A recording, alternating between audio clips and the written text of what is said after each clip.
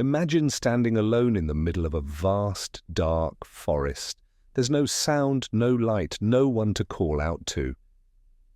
In moments like this, many of us look up and whisper, "Is anyone there?" We all want an answer, a sign, a presence, something bigger than ourselves. But what if I told you? There's no one listening. Part 1. The need for God.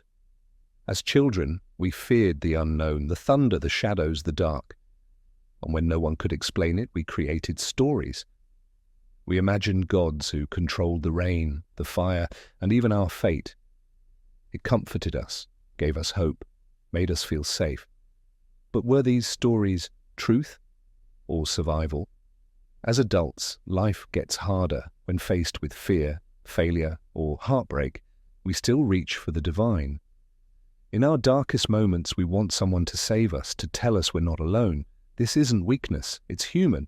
But does needing something to be true make it real? Part 2. The stories we believe. Think about it. Why does God look different everywhere? For one person, God is a loving father. For another, God is a punishing force. Some gods demand prayer, others demand sacrifice. If God is real, why do we each invent our own version? Throughout history, gods have shaped nations, inspired wars, and built empires. But isn't it strange how every god always reflects the culture that created it? The gods of the desert teach endurance, the gods of the sea, fear of the waves, and the gods of the modern world, power and wealth. Part 3. Finding meaning without God.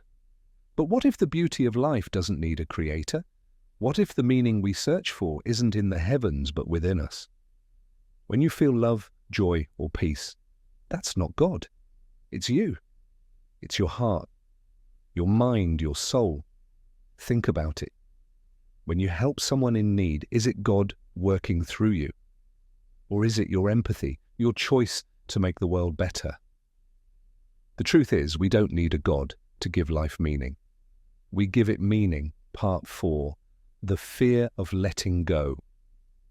It's scary to think God doesn't exist. It feels like losing a safety net, like falling into an endless void. But maybe that's the beauty of it.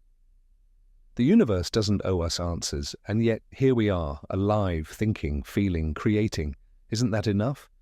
Letting go of God doesn't mean letting go of wonder. In fact, it means embracing it fully.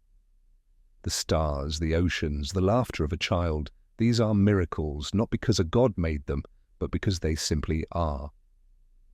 Conclusion. So does God exist? Maybe the better question is, do we need God to exist? Life is precious, not because it's a gift from someone above, but because it's fleeting, fragile, and ours to live.